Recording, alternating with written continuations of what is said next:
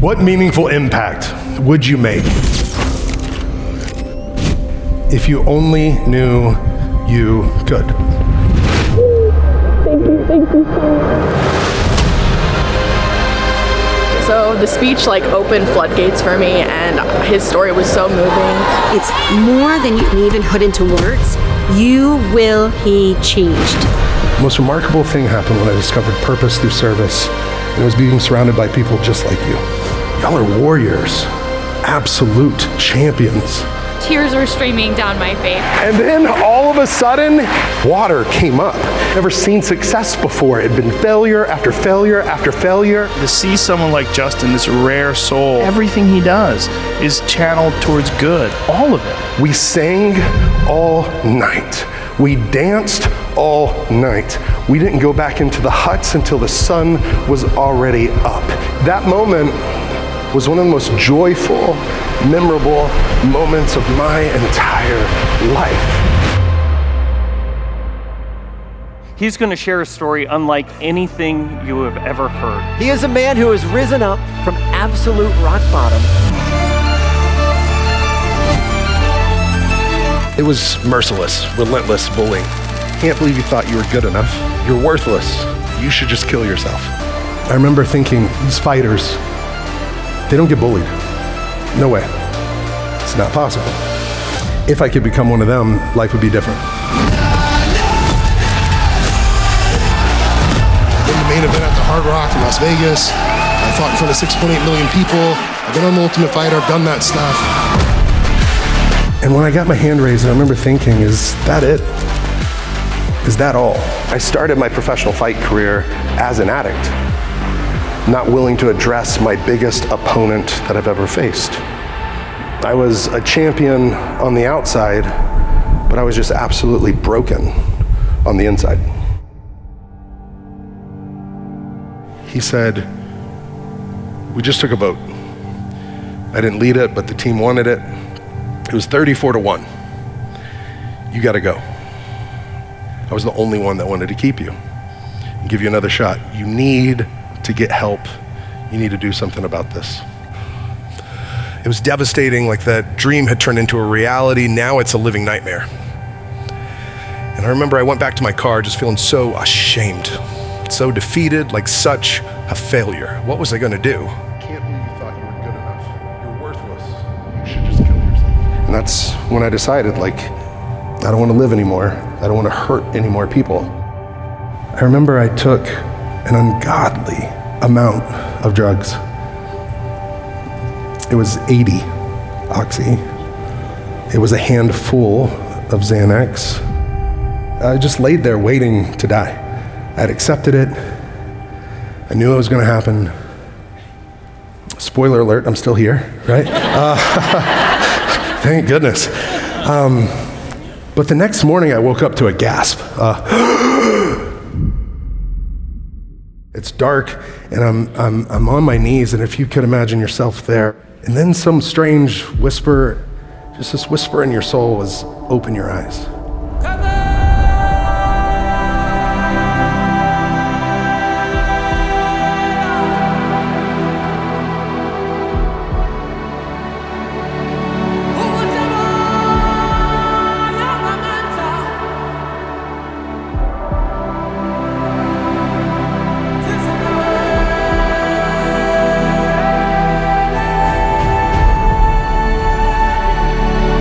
It didn't take long to feel overwhelmed, absolutely overwhelmed by real human suffering. I met named Bully.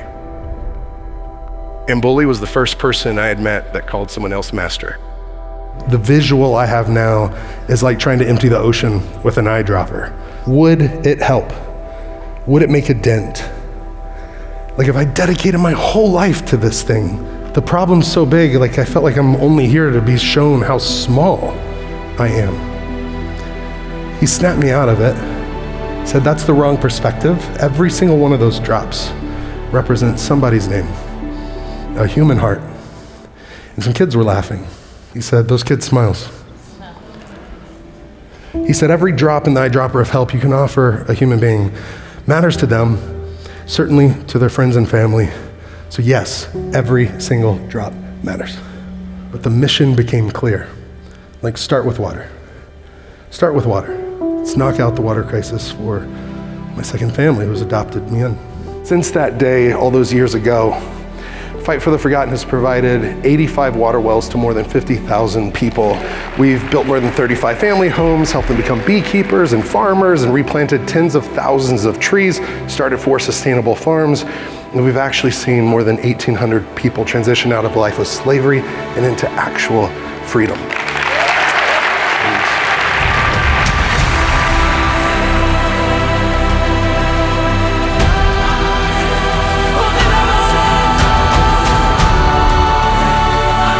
He's amazing.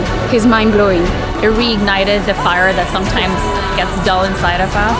20 years of iSpa, one of the best keynotes that I've ever heard. This is where my heart is, and I love the man. I'd never met him before. It reminds all of us of the incredible difference that we can make in people's lives.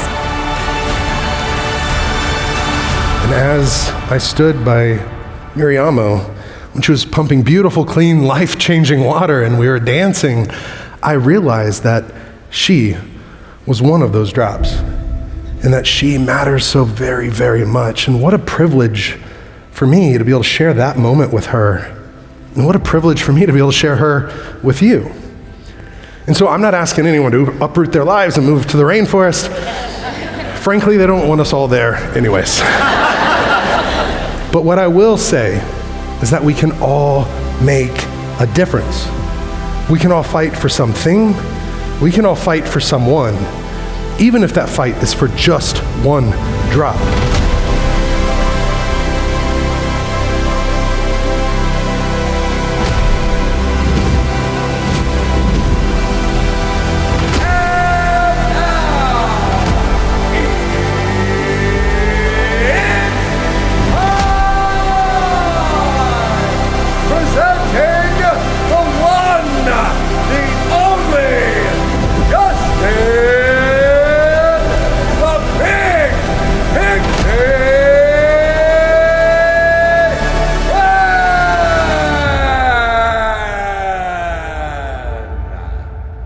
This is my dear friend, Mama Miriamo. She stands just over 4 feet tall. She weighs at most 80 pounds. And as I think you can see, she's blind. This is me at the height of my mixed martial arts career, 6'3", 255 pounds. So I think it's safe to say we're about as different as two human beings can possibly be. Yet this is the story of how this little woman changed this big man's life in a profound way. And perhaps when we're done here today, she'll have done the same for you. Thank